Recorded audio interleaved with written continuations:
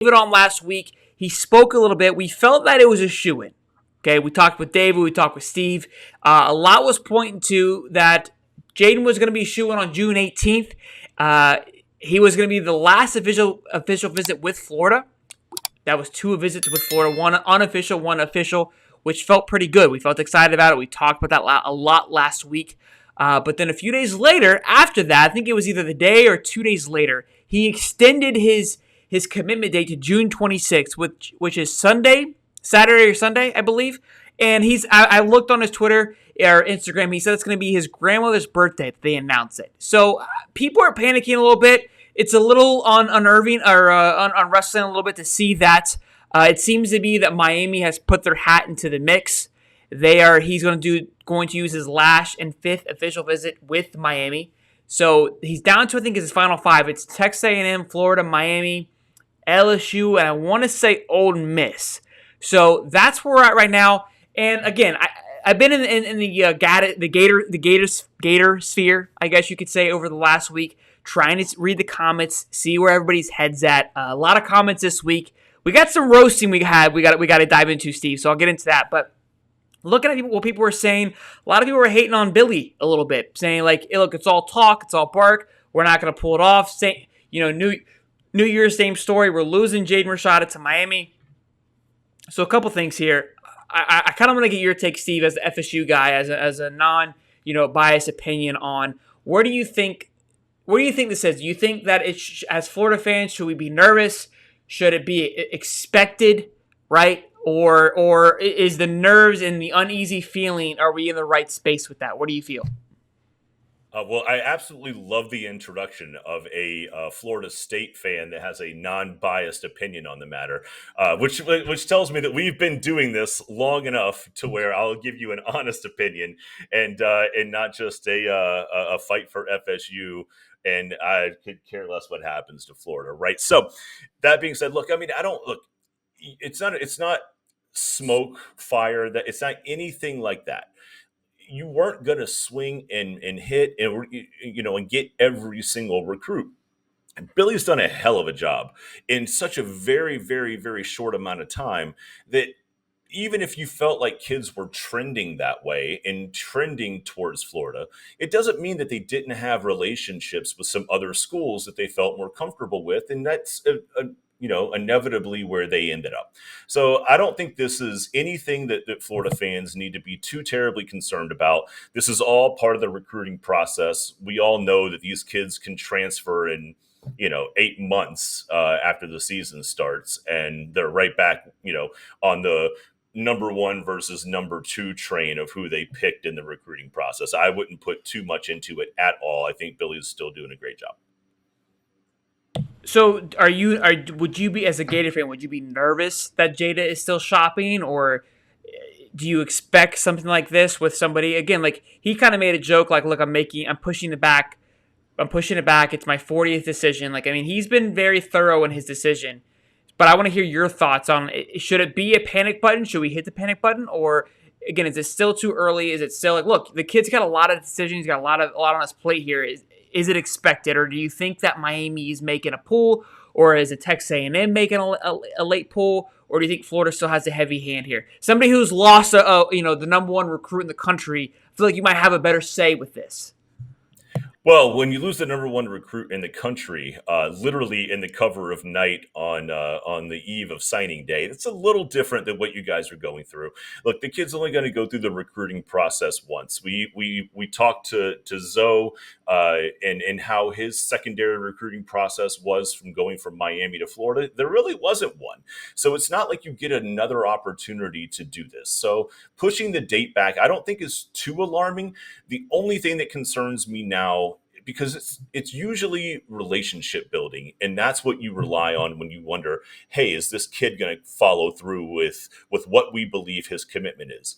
It's not so much relationship building now as somebody like a Texas A&M or a Miami or something like that, where it's just the biggest dang check is going to get the kid. But look, I think he's committed to Florida. I think that's where he's going to end up.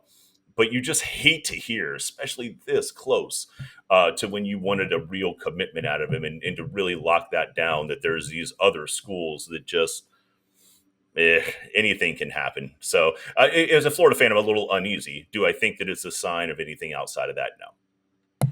So I think, look, I mean, Florida fans, there's a few in the comments here saying, like, money is the issue why he's leaving. You know, the dad and the family wants more money, which it's frustrating to see that. I don't like seeing that. I would like to think that it's clean, right? And that it's like, look, I want to go play somewhere I think that I'm going to excel the most. It's not just all about money. Because to me, I feel like with who's available, Texas A&M, Miami, Florida, maybe I'm a little out of the touch of thinking that Miami or Florida has the money to keep up.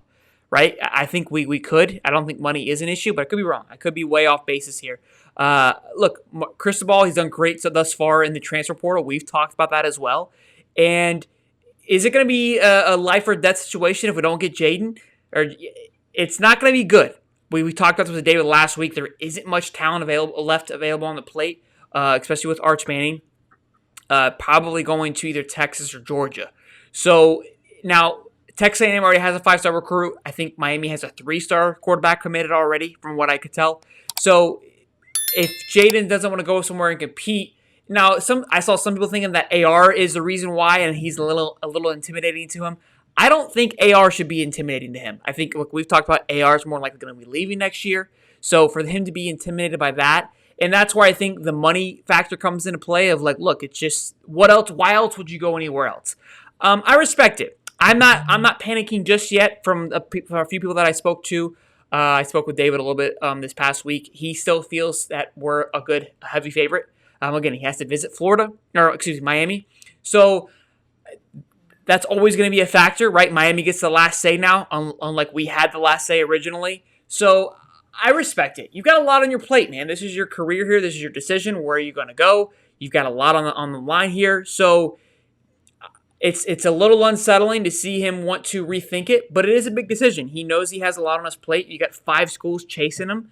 The kid wants to take some more time. And look, I think there is some say with the money factor of, look, if I wait a little bit, maybe these schools will chase me a little bit, knowing what's available, the fact that there isn't much talent left out there.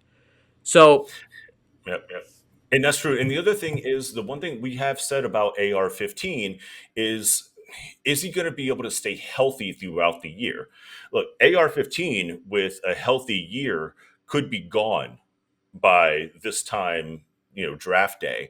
But what happens if he comes up with another shoulder injury or an ankle or a knee, or he just can't play all 14 games? Well, now he becomes less desirable in the NFL. Well, now he doesn't want to leave, right? So you have to put all those things into perspective. And like, AR's a huge talent. He's going to definitely end up in the league. But look, if Jaden commits, Jaden says that's where I'm going. And then you always just kind of have that unattainable carrot of you can be the starter. Well, but AR-15 missed 2 games because of a thumb injury, or you can be the starter next year, but AR, he had a minor ankle sprain, so he only missed 3 games, but he's always there because he can't get the NFL to latch on. That just keeps dangling this kid along. Look, he's just doing nothing more than exploring all of his options. I think with Miami, to me, is the biggest threat. I think with Texas A&M, they've had so much talent there, so there's going to be a lot of things coming through. And they already have a 5-star quarterback. With Miami, why I feel like they're the biggest threat is because they have a new coach, just like Florida. Both have a new coach, so anything can kind of go. You don't know quite know where each coach is going to go. So that plays a factor into, hey, where should I go? So Miami scares me a little bit. I'm going to be honest, because Miami wasn't in the conversation when it was his top 7, and now they've made themselves into the conversation with the top 5. Cristobal already stole the D line from Maryland, which us as Florida fans were upset about and felt like, hey, we dropped the ball on that. Billy missed it on that. And then again, the conversation of money came out again of like, well, they're paying him more, that's why he's leaving. So it's a little frustrating. It's unsettling to see this keep happening, for us to keep getting ripped from underneath their feet. But we'll know June 26th. I believe that's either Saturday or Sunday. Vacation time kind of just just mixes up together. So the days just kind of start blending. It's been Saturday all week for me. Oh, before you go, make sure you guys check out this video right here. It's brand spanking new. It's shiny. It's beautiful. It's gonna be a great one. I promise you. Make sure you like that video too. And also too, don't forget to subscribe somewhere in this vicinity right here.